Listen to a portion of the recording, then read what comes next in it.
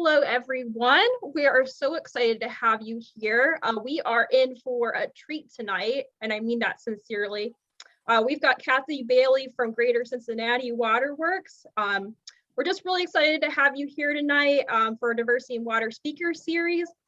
Just a few house items that I want to go through. We just ask that during the presentation you mute your mics for the rest of it. Feel free to use the chat box to ask any questions you might have. We will open the floor for questions afterwards. And as everyone's filing in, if you just please introduce yourself in comments, tell us your name, who you work for, where you go to school, just so we can get introduced.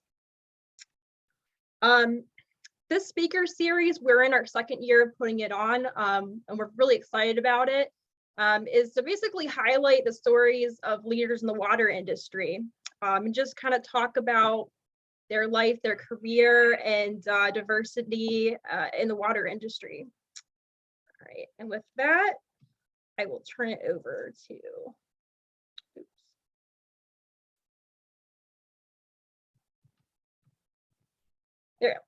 over to Savina to talk about the diversity committee.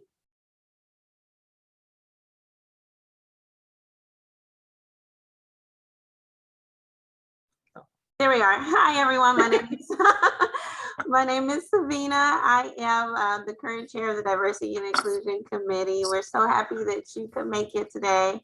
The Diversity and Inclusion Committee is a group of like-minded people that work together to brainstorm strategies that will proactively promote volunteer and employment opportunities that encourage diversity and inclusion. Lots of people say in many ways we are the conscience of the association. We promote educational and employment opportunities that celebrate the mosaic of people who bring a variety of backgrounds and styles, perspectives to the Ohio water industry.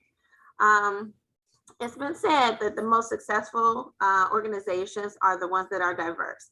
So if you are a diversity champion and you're interested in participating with the Diversity and Inclusion Committee, you can contact me. I'll put my information in the chat, or any person within the association can direct you, or you can check out our webpage at the association. So thank you for coming tonight, and I hope you enjoy the presentation. Awesome. Thank you so much, Savina. Yes. So the other group we have represented here today is the Ohio Section American Water Works Association Young Professionals Committee.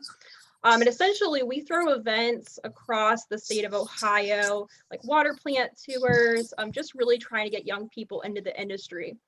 We do have a couple events that are coming up. Next week on the 16th, I will be moderating a leak detection dog webinar, which is going to, we have Tim Preator from Central Arkansas Water, who's a dog handler, and basically he and his dog go and find leaks on their distribution. So he's going to talk about what he does with his dog Vessel and how the program was set up. So it's going to be really, really awesome next week. And there is one contact hour available. If you want to register, just go onto the AWWA page. And then with that, we have also a water industry career panel on the 30th. You want to talk about that a little bit? Sure, yeah. So we're putting on a water industry career panel. We have 4 different panelists from different areas of the water industry. It's typically where we get a lot of students, but it's open to anyone, young professionals, professionals of all ages. And it's just a great way to learn a little bit more about what different opportunities exist in the water industry. I will put the flyer that we made into the chat, and there is a link to register. It's a virtual event, so you can just log on and hang out. And that'll be March 30th at 6 p.m. So I'll put that flyer in the chat if you're interested. Or if you know of anybody that might be interested and would be willing to pass it along, I would be very grateful. Thank you. Awesome. Thank you, Dane. Like I said, this is our second year putting on the series, and we're so excited that we've gone through our second year and excited for the future of this.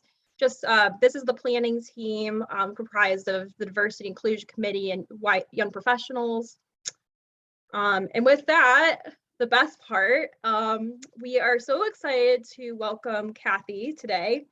Cathy Bailey is the executive director of the Greater Cincinnati Water Works Association. In over 200 years, Cathy is the first woman and first African American to lead Cincinnati's major independent municipal water utility.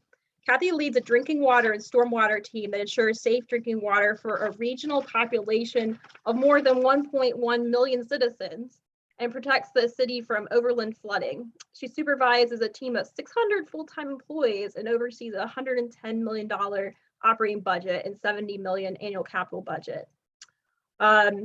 She's a strong champion and key visionary between Cincinnati's award-winning lead service line replacement program and actively serves as a board member for the Water Research Foundation and the U.S. Water Alliance. It is also the policy committee chair for the Association of Metropolitan Water Agencies. She's busy. Cathy was recognized as one of the 2018 Greater Cincinnati YWCA's Career Women of Achievement, one of the Cincinnati Venue Magazine's 2018 Women of Influence, and is one of the 2021 American Water Works Association Diversity Inclusion Award recipients. Locally, Cathy also enjoys serving in the community as a member of Delta Sigma Theta sorority, Cincinnati alumni chapter. She continues to be active as a board member of the Children's Home and Women's City Club. So with that, welcome, Cathy. We're so excited to host you tonight, and take it away. Thank you for having me. I'm glad to be here. First, I just want to say thank you for this series. I think it's a great thing to do, and I'm glad that you continue to host it. And thanks for having me, of course. So I'm going to share my slides and then go from there. Let's hold on 1 second before I do that. Let me get this ready.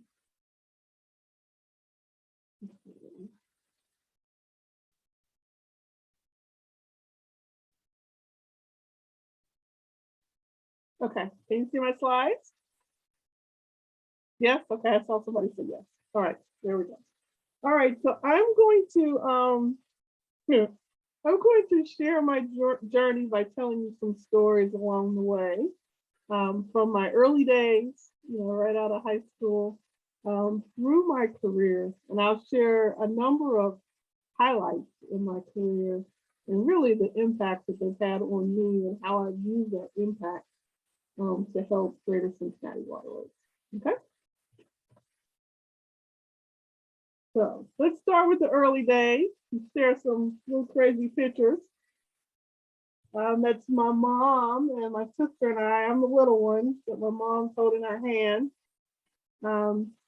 And another one is me. I'm the one in the white with the longer hair, and the picture of 3 women.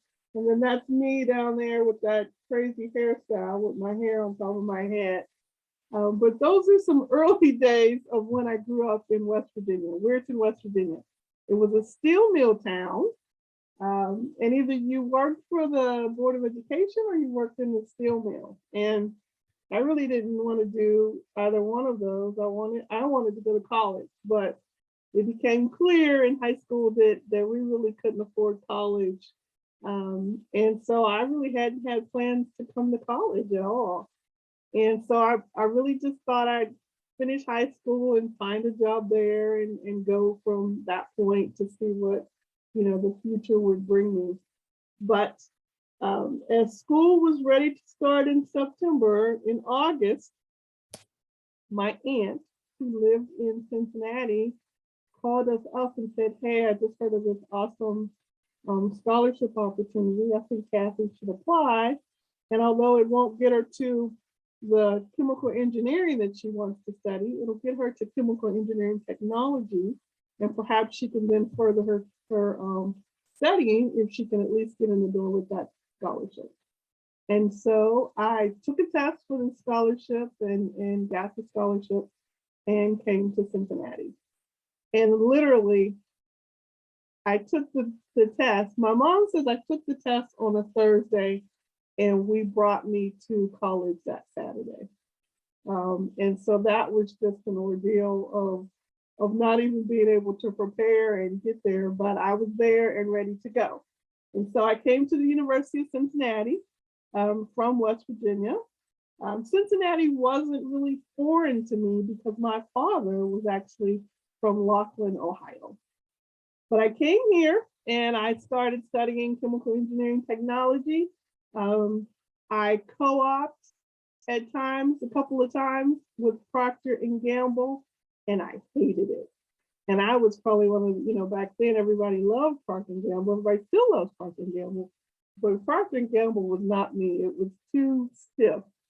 And I was colorful and bold and just couldn't figure out how I was going to fit into Procter and Gamble. And so I was not interested in working with them after I finished my associate's degree. And so I decided that I was going to go on and go to school more and get a bachelor's degree in chemistry. Because that co-oping let me learn that I didn't really want to go down that road, but I liked the chemistry of it and I wanted to study chemistry. I had always been drawn to STEM, so that wasn't a surprise. In fact, between my sophomore and junior year in high school, I spent my summer at the University of Notre Dame to learn all about different science opportunities, that you could have as a career. Challenge with that was I went there and I was so excited, but then I returned home, and that's when I started learning. Okay, there's no way that we really can afford you to get to college. But I've always been interested in STEM. And I've always been involved with community activities and volunteering and service. That's just been a part of me and connected me to the community. And so here I was, had an associate's degree, and then also wanted to continue to go back to school. That was very challenging for me because I had to work 2 to 3 jobs at a time when I was in school. Here's just some examples, not even all of them. Some examples that I had. When I was in high school, I learned to type pretty well. And so I used that when I came to college. And I typed back then, we typed term papers and they paid you so many, so many dollars per page. And I did that quite a bit in college. I tutored athletes, I did a number of things. And so I was always very busy with these jobs. I take a class, take 2 classes, run the 1 part-time job, go to some other classes, go to another job in the evening. It was just constant, but it was how I was going to get through and get to what I wanted, which was that bachelor's degree. And so I kept doing that for years. And some quarters I wasn't even in school because I was just either too worn down or needed to work a little bit more to get money for the next quarter. We were quarters back then. And so, it took me longer than the normal, but I finally got through and finished with my Bachelor of Science in Chemistry. But I do want to say when I was in college, it was lonely at times because I didn't really feel like I fit in with the students. There was not a lot of African-American students in the chemistry program at the University of Cincinnati when I was there. I can remember this one other student, he was there regularly in the classes, but I remember some other students that I knew, African-Americans, that changed their major. It just wasn't for them. And I never felt comfortable when we had like team projects, or if I needed help. And I can tell you, I remember this one professor, and I'm looking at his face right now, but I remember him, and I would go to him and tell him that I was struggling with my classes. And, he would give me some help. Sometimes he didn't give me any help. But he was very deliberate in class to call on me on those very things that I went to him and told him I didn't understand. And that just bothered me so, but he was very deliberate. And he was the same professor that, probably every other week he would ask me for my ID in front of the whole class. And would make me feel as if I wasn't supposed to be there and that he had to check my ID. And so it was a challenging time back then to be in this program where there weren't a lot of African Americans, and I just didn't feel comfortable. And so I made it through, but it was a lonely, challenging time. And so as I came out of college, I slid into this job at US EPA. I had been working there part-time as one of my part-time jobs. And then when I finished school and they found out that I had finished, then there were some chemist opportunities available. And so I slid right into one of those. And I did research. I was a research chemist for them in their drinking water section. And at the time we were, back then we were really trying to understand Giardia and Cryptosporidium in water. And so that was part of what I did. I analyzed water samples for those parasites. And so, it was good to have that job and I was excited about it, but at the same time, I struggled with my free time because I wasn't working 3 jobs anymore. So it's like, what am I supposed to do? I have all this free time, but it worked out. But it was my first, I guess, real job out of college, and that was a research chemist at EPA, and that was the beginning of my water career. And so I went from that 2 years. I spent 2 years there, and I went from that US EPA position to Greater Cincinnati Water Works. And as of this past January, I've been at Greater Cincinnati Water Works for 30 years. And so you can see on this timeline, I've had a number of roles at the utility. And that's a blessing. I often tell people, we often think we should go in a linear path from one job to another that really aligns with what we likely studied in school. But I had so many different opportunities, and they didn't align with being a chemist. But the basics of the study with chemists and the other elective classes that I took helped me in these positions. But I zigzagged throughout the organization. And I think that zigzag is really what allowed me to learn so much and really prepared me to be the director that I am today.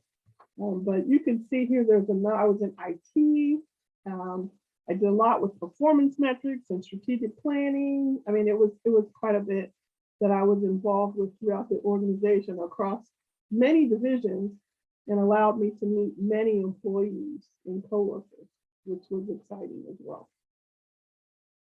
So I want to give you a number of highlights in my profession, starting with my start. As I mentioned, I was a research chemist, and I remember they had a training session because they had figured out how we could analyze for Giardia and Cryptosporidium in water. And so now we wanted to have some training sessions at conferences to train people. And so I was invited to come along to go to one of the training sessions, and it was in Florida. And I had never been on a plane, and I was scared to death. So here I was in my early 20s, never been on a plane, didn't really know who to talk to about it because many of the people I knew hadn't been on a plane. And so I had to navigate that as well as get there to the training session and lead my portion of the training. And so it didn't occur to me that I was going into this arena where it was 2 African Americans at this training out of I think it was 150 people there. And I was one of the 2.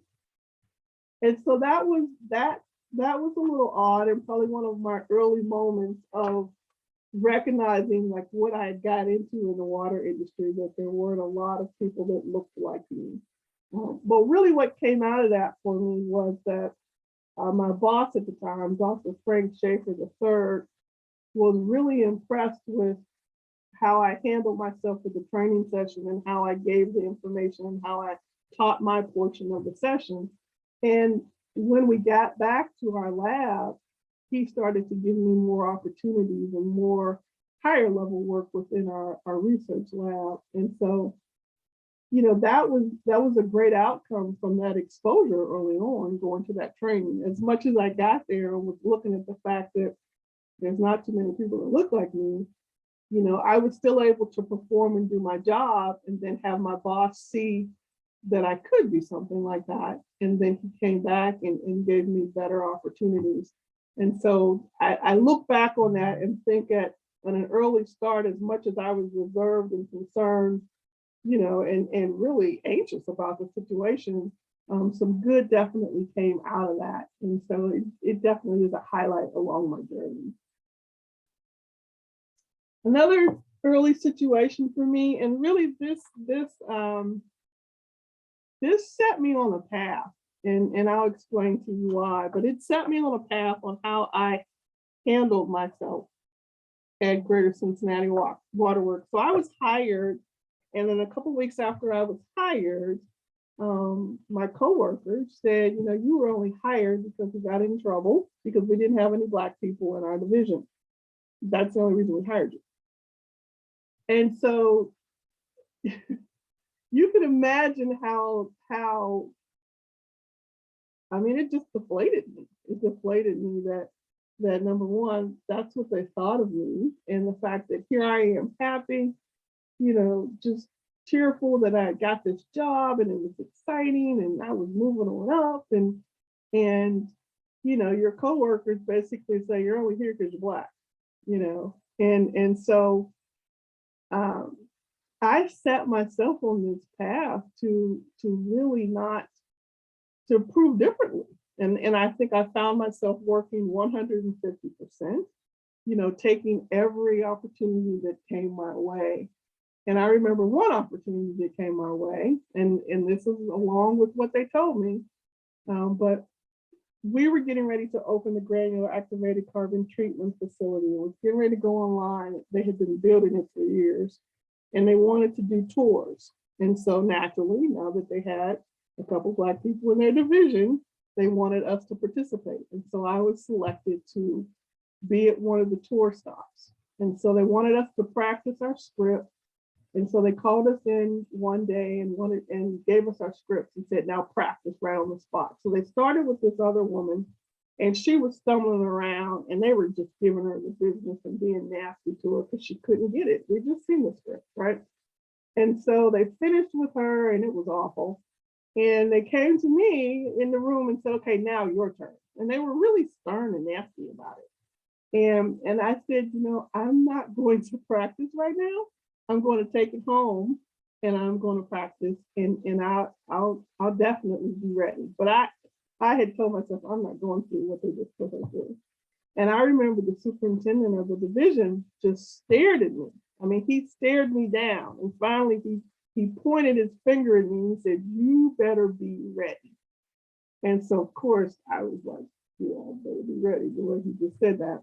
And so I practiced and all that. And so then they told us a couple of days later, and you need to be professional and you need to dress, you know, appropriately for this. And so I remember thinking, oh my gosh, I gotta get, you know, I gotta be ready. And back then I wore my hair real short and it was spiked straight up. And that's just how it was. So I made sure that my hair was together and fresh, you know, cut and everything going on. And I went out and bought this suit. And I remembered it was a black pantsuit, and it had this high collar with these little buttons that came down the front. And I had these cute little low top patent leather boots. I just remember this outfit very well. And I was like this was it. Like, this is what I'm gonna wear. And so I came in and I was all ready to go. And I remember walking in the room and where we all were meeting beforehand. And I remember walking in the room and they all turned around and stared at me. And it was not a stare like, oh, welcome. It was a stare like, oh my God, like, what are you doing here with that on? You know, and I remember it. I remember it very well. But I remember looking back to them, and my thought was, you all look alike. Like you all look alike. You all have either a black suit on or a blue suit and a white shirt and a tie that looks the same, you know, and I'm thinking that, and they're looking at me, you know, that way. And I remember they just kind of looked me up and down as if like in disgust, you know, like, oh my gosh. And you know, we went on to our stations. And I went to my station and I nailed it. I remembered everything that I was supposed to say. You know, a number of people had flown in from throughout the country, and you know, they would thank us, and you know, a number of them said, "Great job, thank you for sharing this information," and they moved on to another station. And then I found out after the fact that I had gotten 3 job opportunities, one of which came directly to me, but 2 other ones that came to my supervisor. Um, and I think it was at that moment where my supervisor took me a lot more seriously and really started to kind of take me under his wing and show me more. But for me, it was a moment where I decided, and that was 1992, that was the same year that I was hired. But for me, in the way I felt throughout that, I thought I am not compromising myself, my authenticity for this job or for them. I will be who I am. I will dress my way. I will wear my hair my way. I will do and be who I am. That is something I won't compromise. And that has been me on my path for 30 years. But it was an early moment like that that made me feel a certain way. And I thought, I'm not going to succumb to that. I'm not going to do that. I need to be me in order to be successful here. And that was early on, and that was definitely a highlight along my journey for me to realize that myself and then act upon it every day. Another highlight would be strategic business plan development. I had the privilege of being involved with all 6 plans at the utility, and the outcome of that is really, it helped me understand all aspects of the organization. It helped me understand the different functions.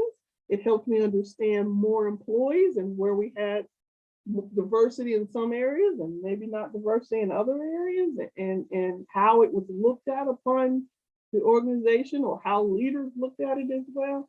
I got to learn quite a bit through strategic planning, and that was something that was very helpful to me.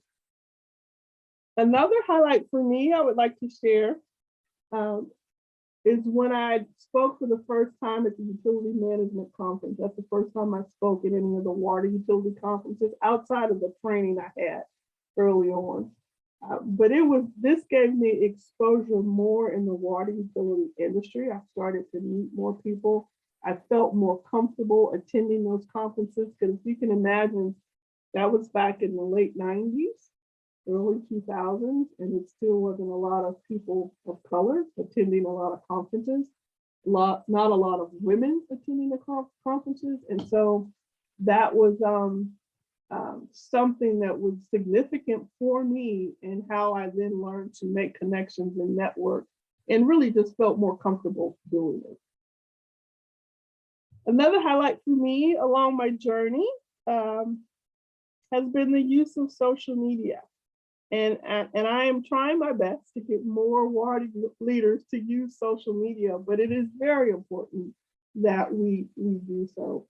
For me, my main goal is really to cheer on and uplift others in our industry, particularly women in water. But I find myself able to connect with more people in our industry by using social media.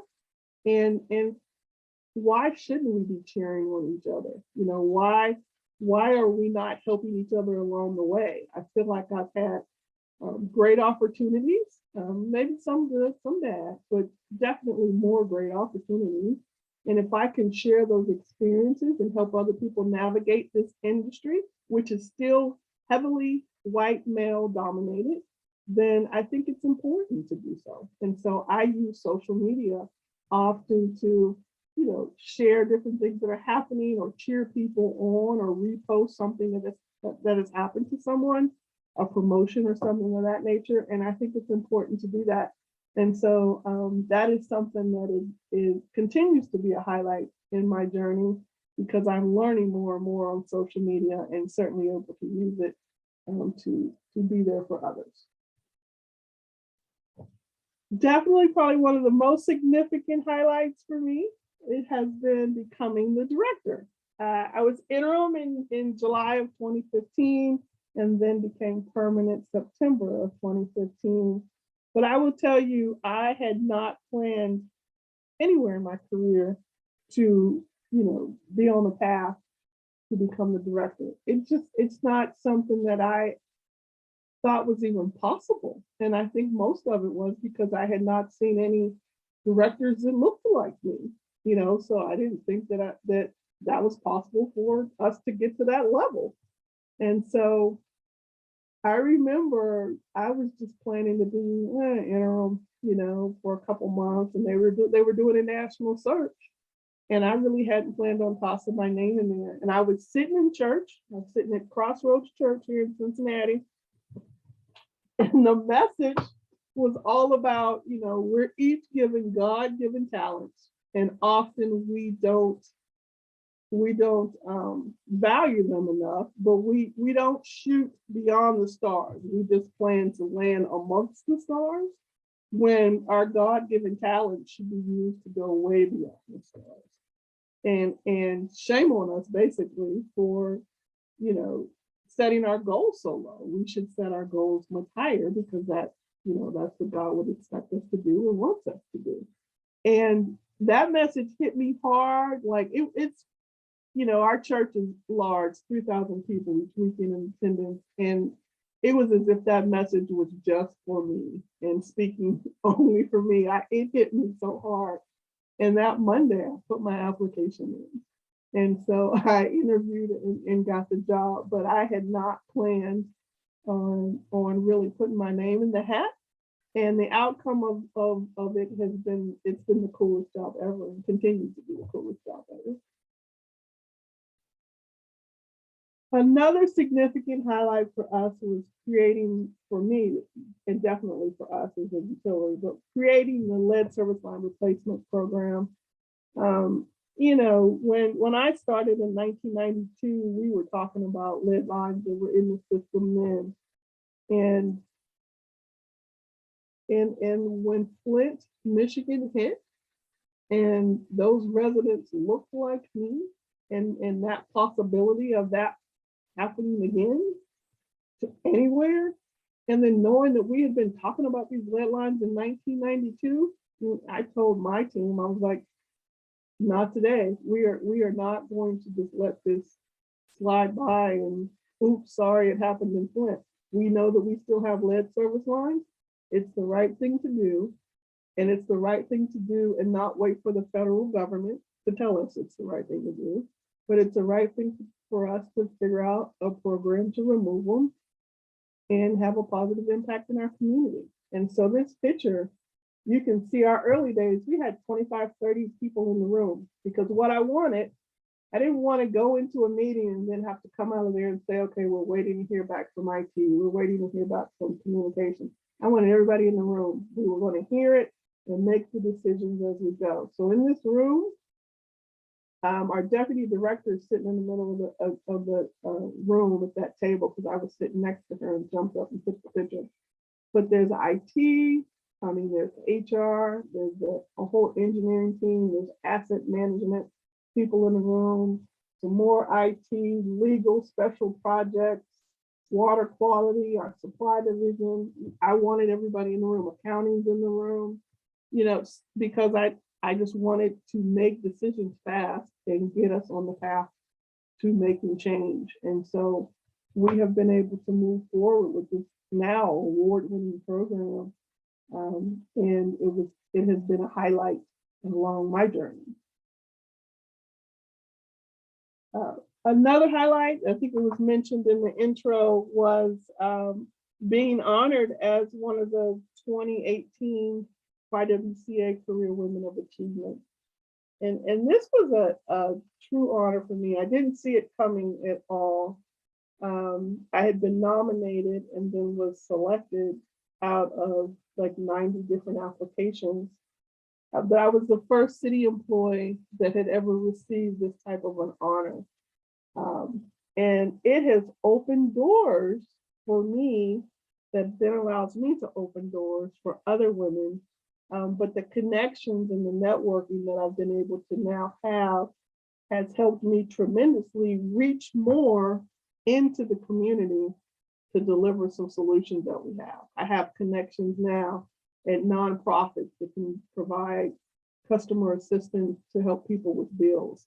I have, connections with social services and different legal aid, um, uh, other organizations that make donations to us that can help us with different things that we're trying to do in the community, or things with our employees.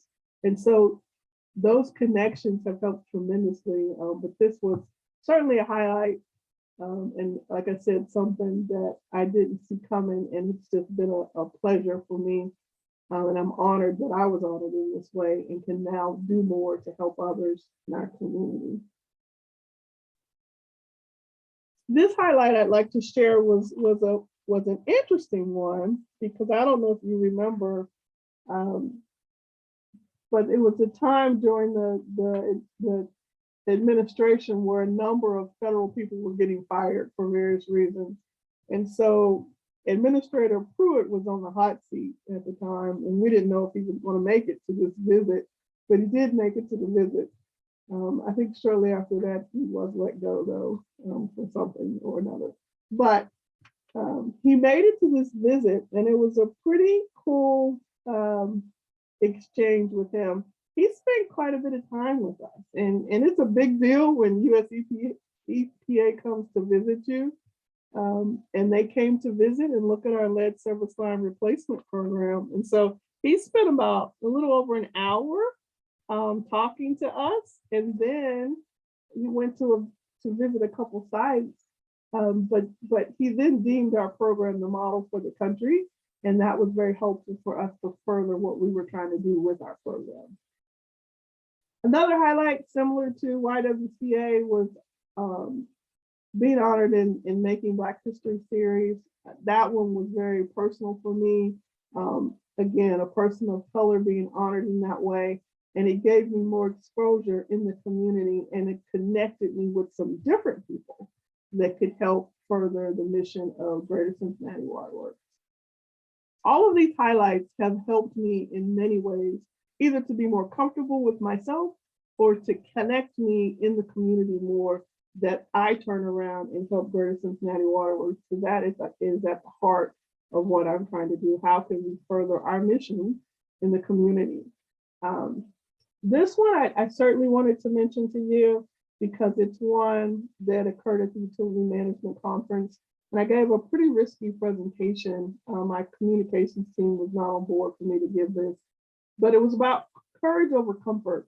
And I talked about how men in our industry continue to say things to women, such as, your presentation was cute, or I didn't think you were capable of doing that. They say these things to us without any thought, and they're hurtful to us as women in this industry. And I said that they shouldn't do it, and they should be more supportive of us in this industry if you want us to stay around in it. And so it was a highlight for me because it was very risky, but I thought strong enough about it and needed to say it. And I think it has helped us turn a corner where we're doing more and being more intentional and thinking about what we say to each other. And of course, the Diversity Award, AWWA, Ohio AWWA, helped me get this award. And it's one that has allowed me to now speak more about diversity, inclusion, equity, and definitely environmental justice. And I'm very thankful for what has been done to help me be recognized in this way. And so those were some highlights, but I want to quickly pivot before we go on to questions. Why water? It's what I landed in right out of college, but I fell in love, and I fell in love over and over again at Greater Cincinnati Water Works. I fell in love right away when I had the tour, when I went on the treatment, throughout the treatment plant and saw everything that went into making, our water clean and safe. I was in love, but every time I moved around in the organization and had those different roles, I fell in love over and over again. And that was something that was cool to me. I also fell in love a lot with the fact that we were the oldest municipal water utility in Ohio. I wanted to do my part, to not tarnish that legacy. I wanted to connect in many ways. And so I often spend time looking at our archives, our pictures, to take us back to 1800s because I want to understand and connect with our history, so I can then understand that and then move the organization forward. I wanted to talk briefly about who helps me prosper and grow. Personally, it's my family and my friends. It's one picture there over the top. It's like 8 of us in that picture. And that's the Megabus Divas. You know, we go on all these trips. We used to go by Megabus, but now we Megabus got a little crazy for us. So now we fly everywhere we're going. My sorority, but definitely my family helps me grow and helps me remain grounded. Professionally, it's my connections and my friends at work. It's that diverse group that you see in that picture that is always there for me. And certainly I'm there for them, but we rely on each other, help each other through the organization. It's water peeps, as I call them, throughout the water utility industry across the nation. You know, and that's how I learn, prosper, and grow, by my connections through them. It's my executive team that's also over in the corner with all the masks on. One person in particular I definitely have to mention, and that is someone who is near and dear to me, and that's Steve Hellman. He was the CFO of Greater Cincinnati Water Works. But he was my boss through various tracks of my roles. But he was the one who really spent time with me. And I wanted to share this because I think often we look for and want mentors to look like us. And you know, for me, there weren't any mentors that looked like me. But this man took me under his wing. He taught me all kinds of stuff.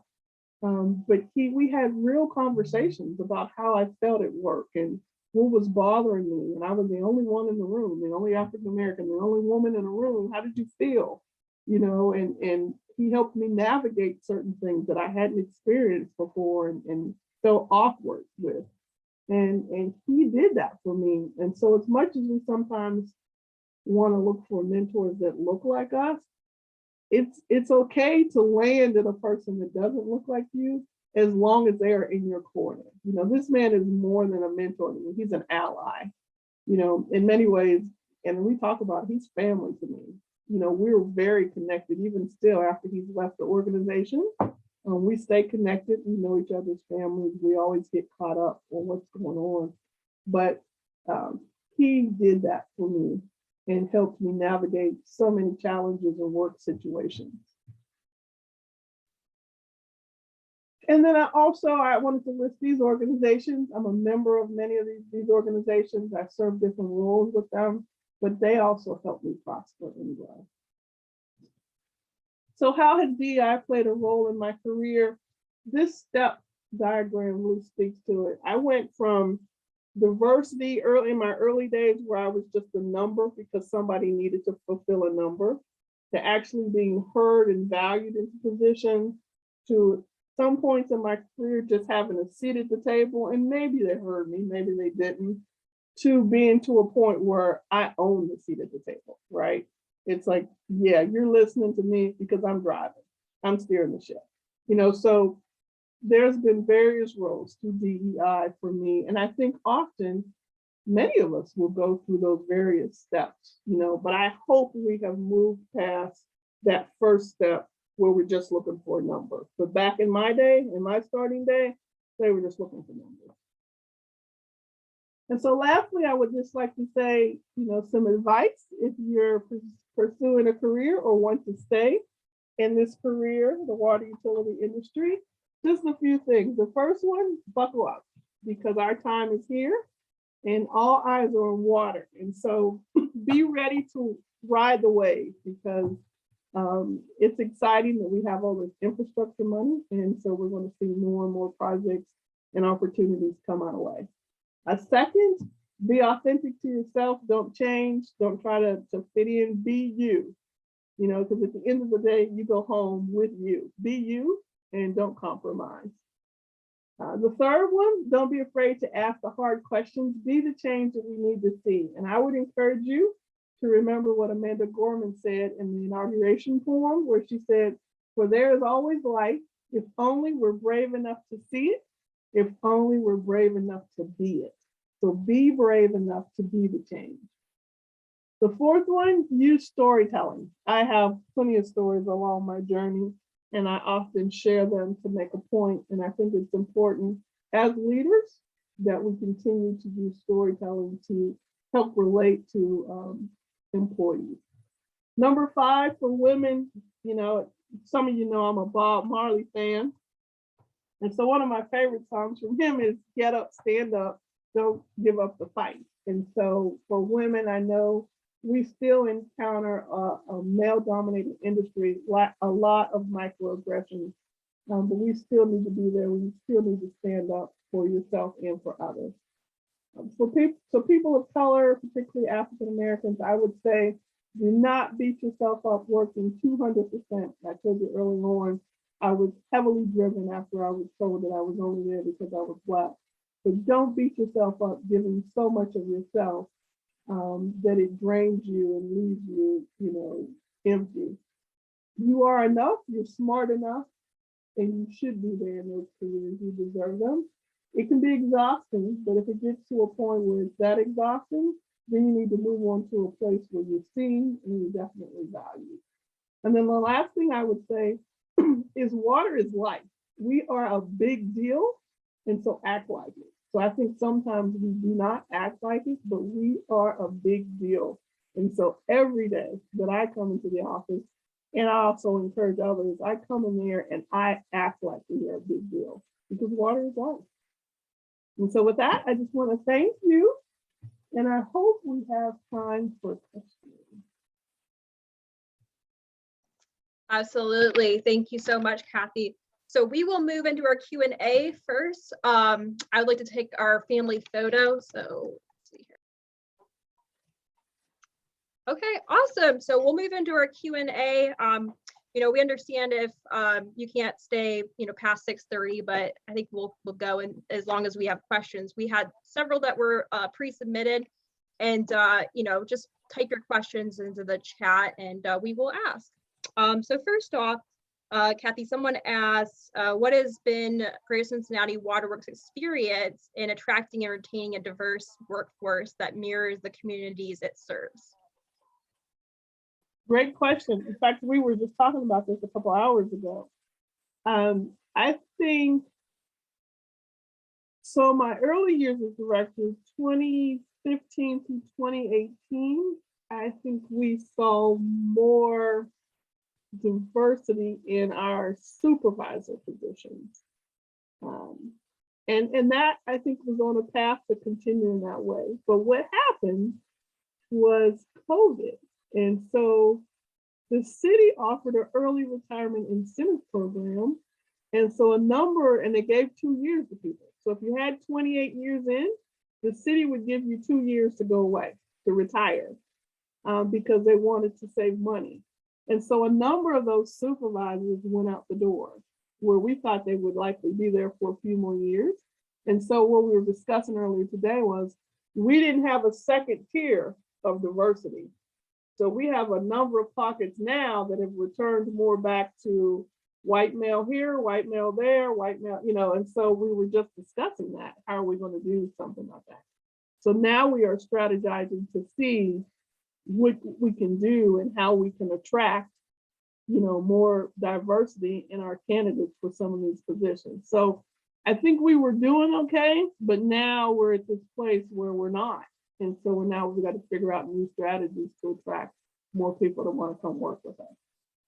Yeah, it's a continuous effort, isn't it? It's not like try, do this for a while and nope, we're good. It's a continuous part of your mission. Absolutely. Yeah. And absolutely. we thought we would have been okay for a while because some of those supervisors had planned to be there for a few years. So we thought we had more time to kind of get ready and then get that happened. more people ready, and then they went out the door. Gotcha. Awesome. All right, this person definitely knew you. He or she said, do you believe the Cincinnati community is truly aware of Greater Cincinnati Works' lofty stature in the water industry? Does this help with public outreach efforts for project delivery, rate increases, etc.? You said, are we truly aware of what?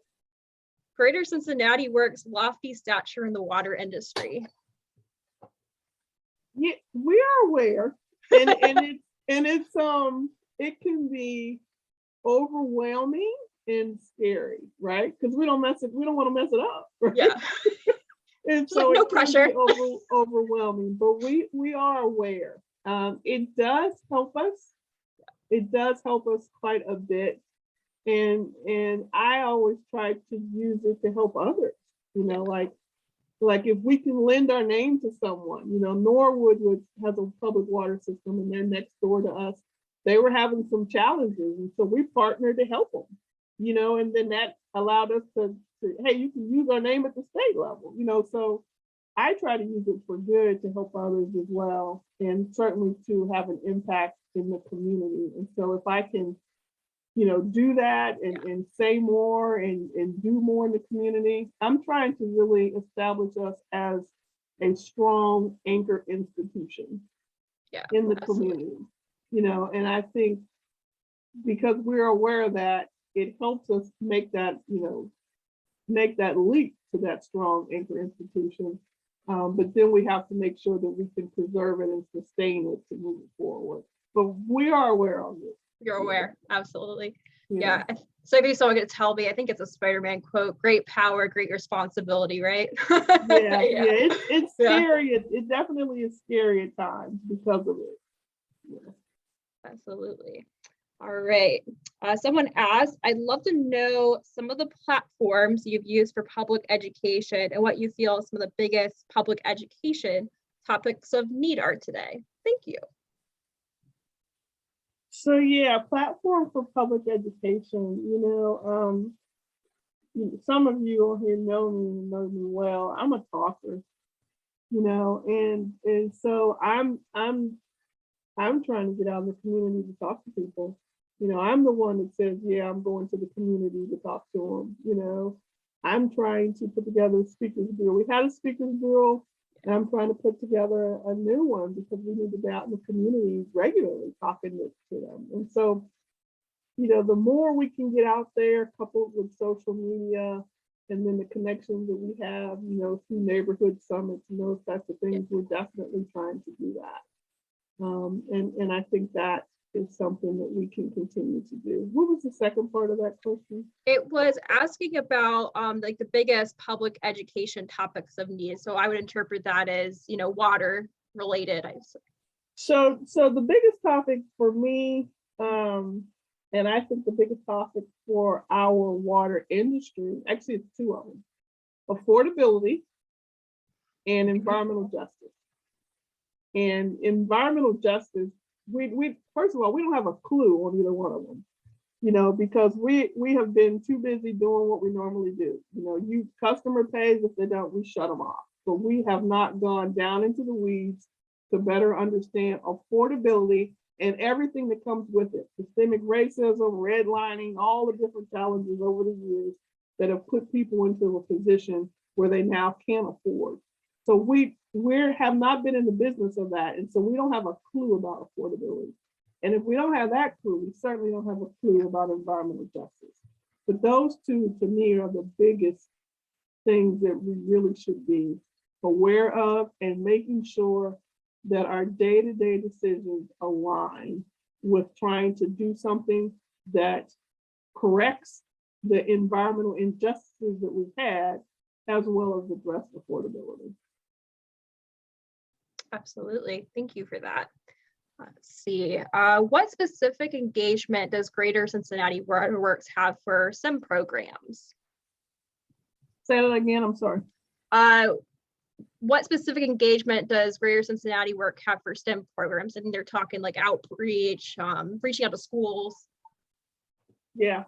So we have some, we do some adopt a class programs so that younger students can see us in that role.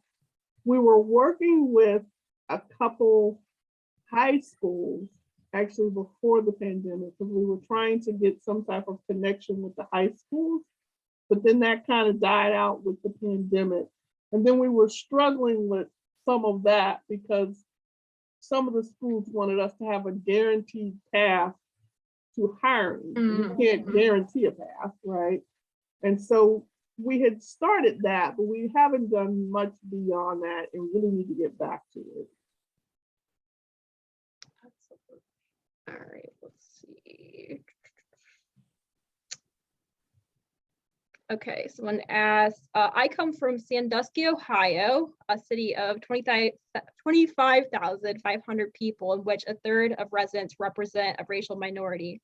What are some major barriers to increasing the level of racial diversity in the water utility workforce for smaller communities in particular? Yeah, I think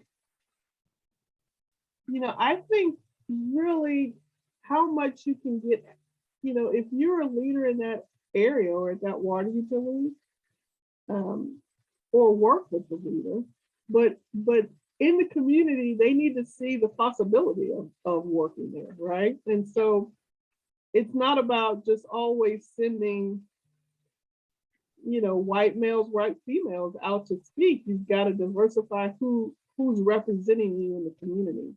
And I think that's what the Speakers Bureau did for us.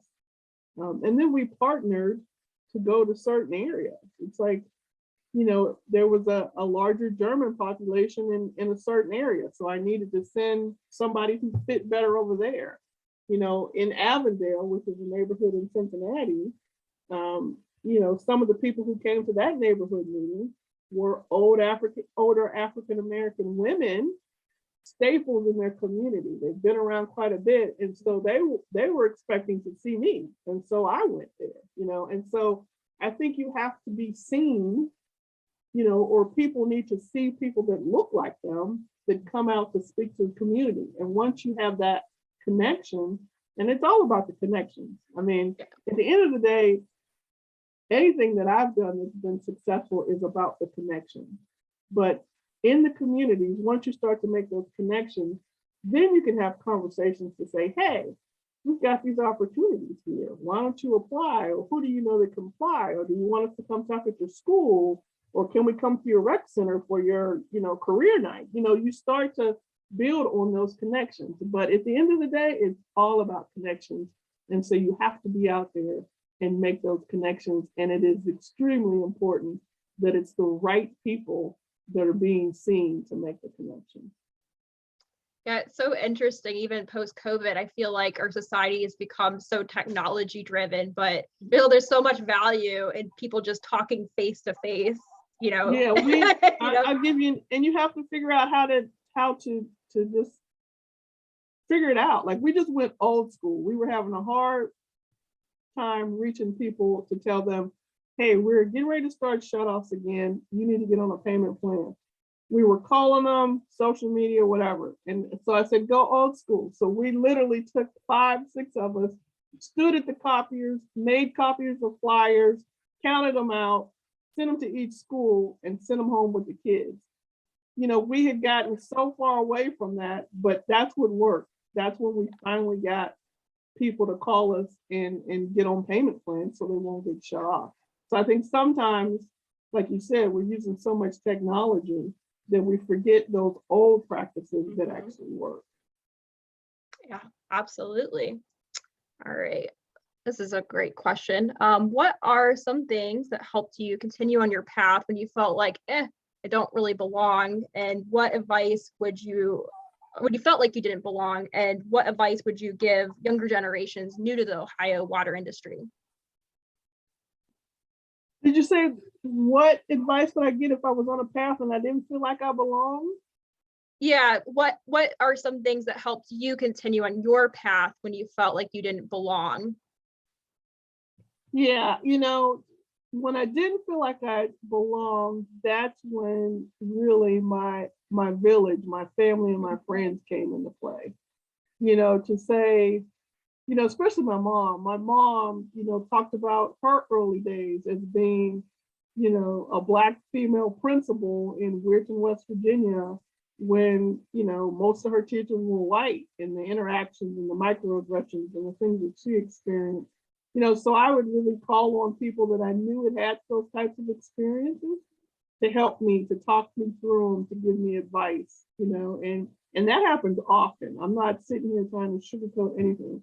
That was often, and there was plenty of times where I'm like, I'm tired of this,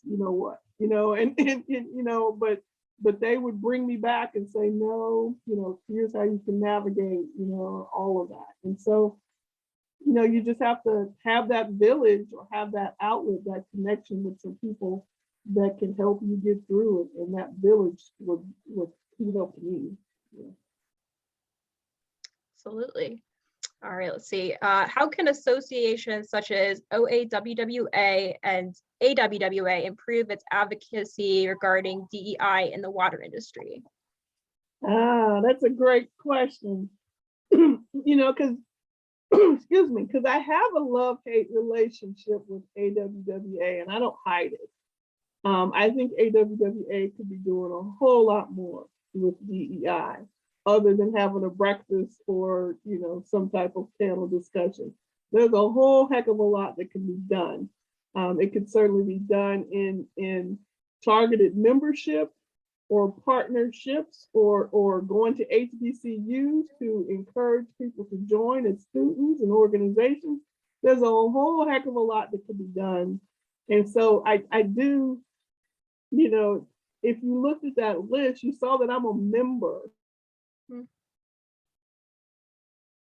of AWWA, but I don't sit on a board or any committees because I've struggled with that, because I brought it up repeatedly and there's no traction or no interest whatsoever. But I really think AWWA could do a whole lot more along that line.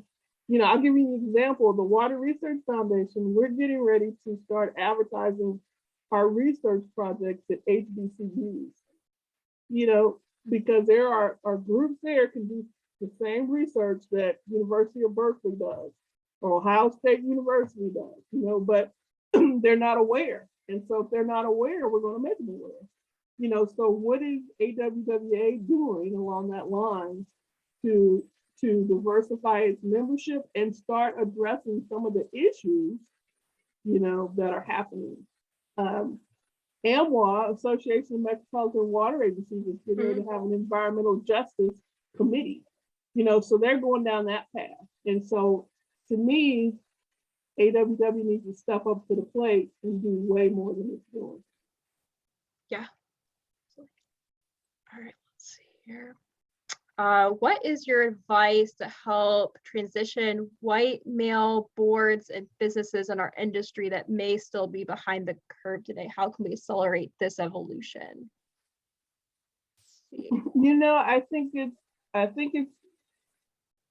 I think it's what I did similar to in the presentation at the conference, and that presentation, and I'll send it to you, Megan, if you want it, but I knew that was a hard message. It was three things in that presentation, because it talked about how we were doing more shutoffs, and those shutoffs were impacting African American communities more. And once we found that out, what did we do?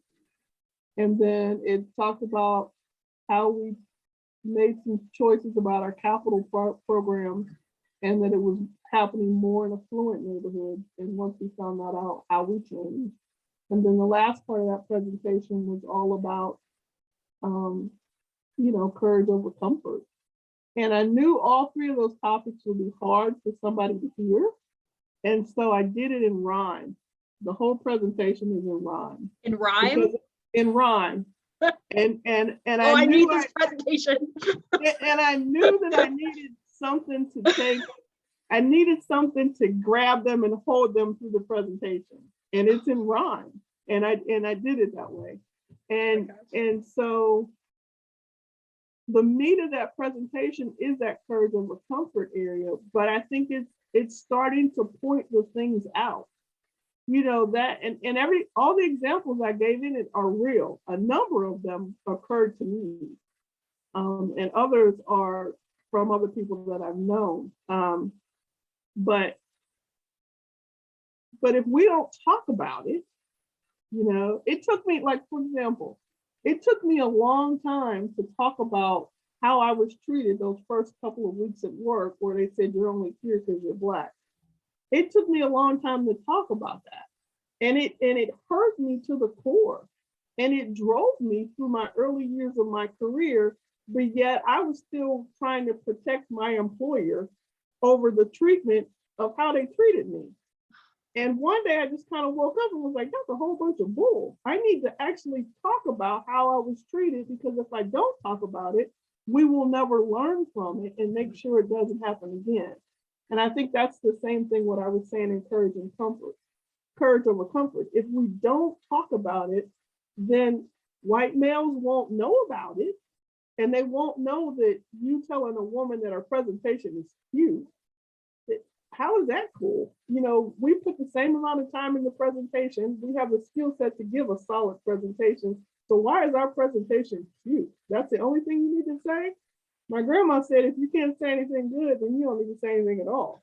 So don't tell us our presentation is cute, you know.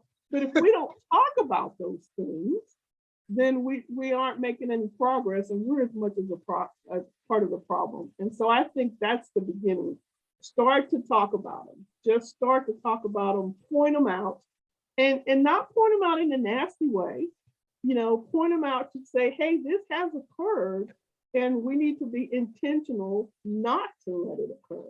And if it does occur, we need to be intentional to bring it up and say, let's correct this moving forward. And so I think, you know, we need to have those conversations. We need to have courage to have the conversations, courage over comfort.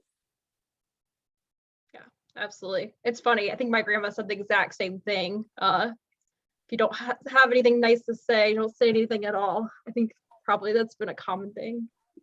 Absolutely. Awesome. Let's see. Sarah said she wants to see your presentation and you laying down some rhymes. So you wrote all these rhymes? Yeah. Oh my God. So years ago at Water Works, you know, you send all these messages, and you know, employees aren't reading them. And so I was like, okay, I need something different to share a message with employees. So I started writing them poems and rhymes and different things. And then they started listening to my messages. And so I decided to do that presentation in rhyme. Yeah. Oh my gosh, that is so awesome. And I actually on social media for a whole weekend, it was pretty cool.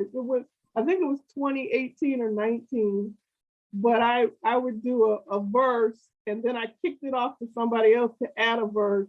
And we kicked it off and went like 2 days back and forth to water people in the industry. It was pretty cool. Yeah. Your phone was probably going off like every 2 seconds as it was just going. it was pretty cool, you know, to see people playing along. So yeah. Oh my gosh. Cathy, please start rhyming video tweets at least once per day, or once a day per week, 1 day a week. That's awesome. That's awesome.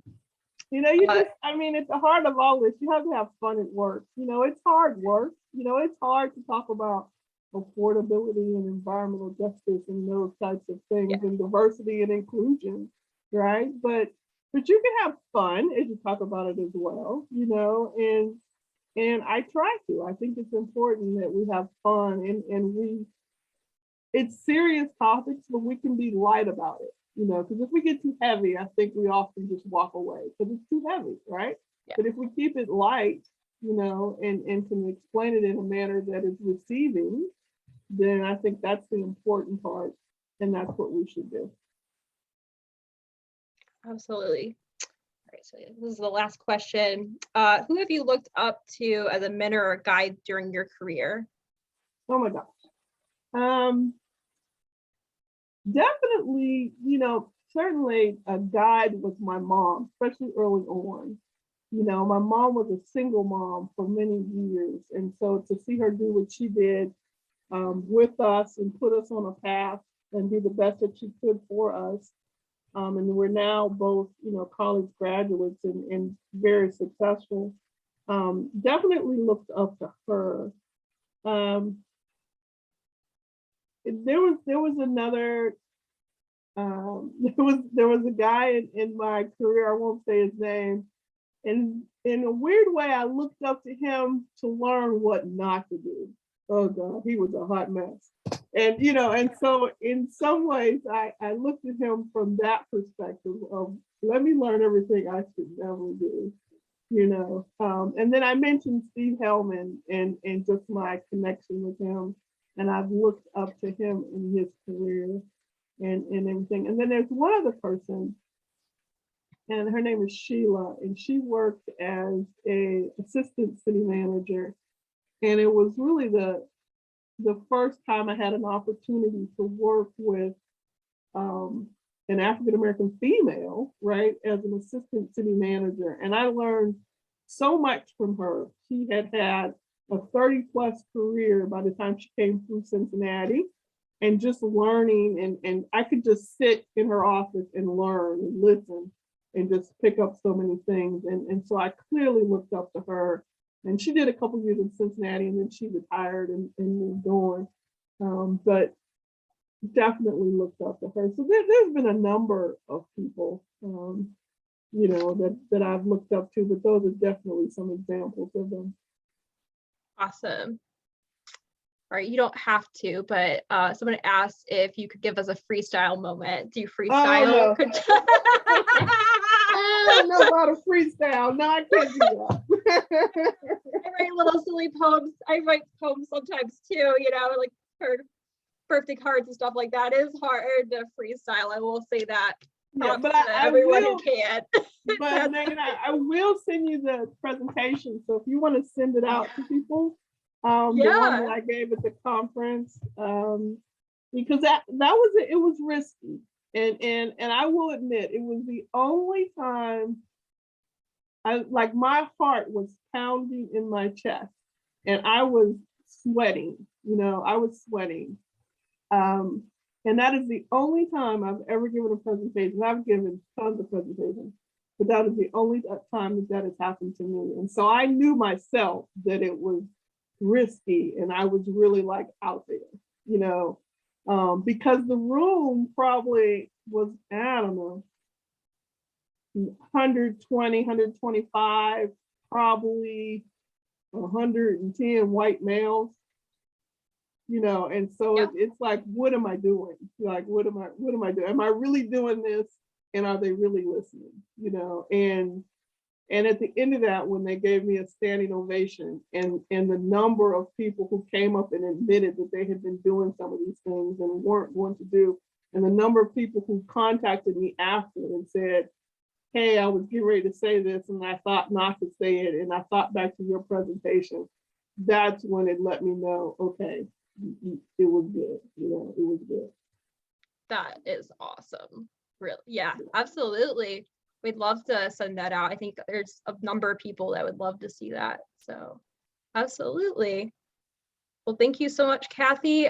So we will continue our diversity in water speaker series in May with Mark Riley. So tune in Thursday, May 12th at 5:30 p.m. We'd love to have you there. And with that, we just want to say thank you, Cathy, so much for your awesome presentation. We were so honored and happy to have you here. And just thank you so much. Thank you for having me, and thanks for listening. Awesome, absolutely. Thanks for everyone for tuning in. Thank you. Have a good night. Thank you so much. This was lovely. Mm-hmm. Thank you. Thanks, Have a Cathy. You great rock. night, everyone. You. Thank you.